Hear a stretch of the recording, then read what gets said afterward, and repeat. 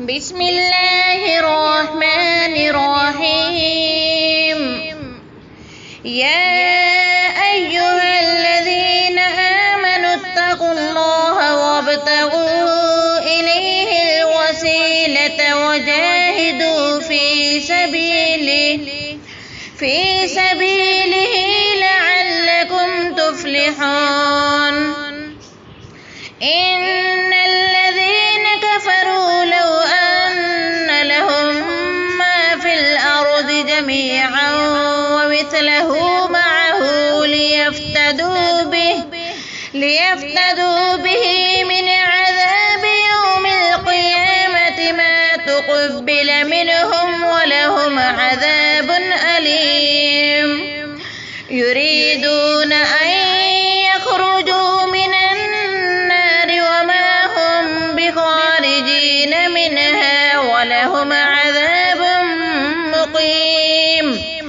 والسارق والسارقة فاقطعوا أيديهما جزاء بما كسبا نكالا من الله والله عزيز حكيم. فمن تاب من بعد ظلمه وأصلح فإن الله يتوب عليه إن الله غفور رحيم.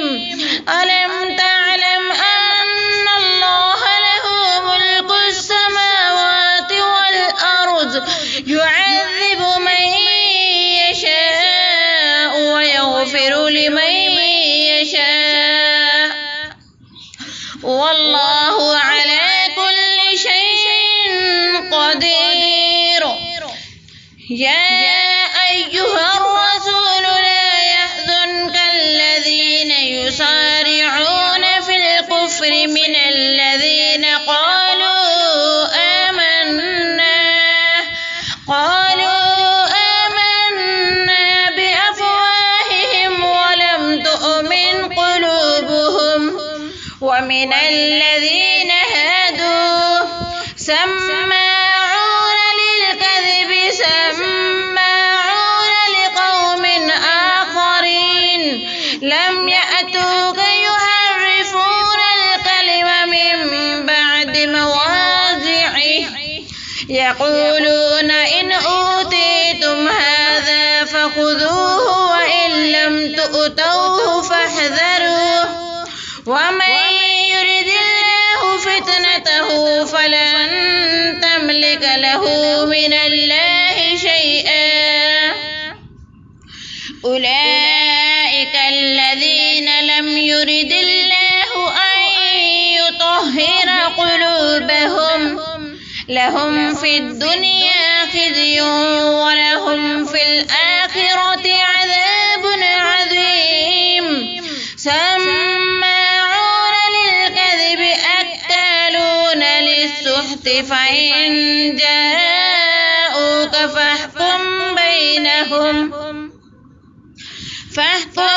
بينهم أو أعرض عنهم وإن تعرض عنهم فلن يضروك شيئا وإن حكمت فاحكم بينهم بالقسط إن الله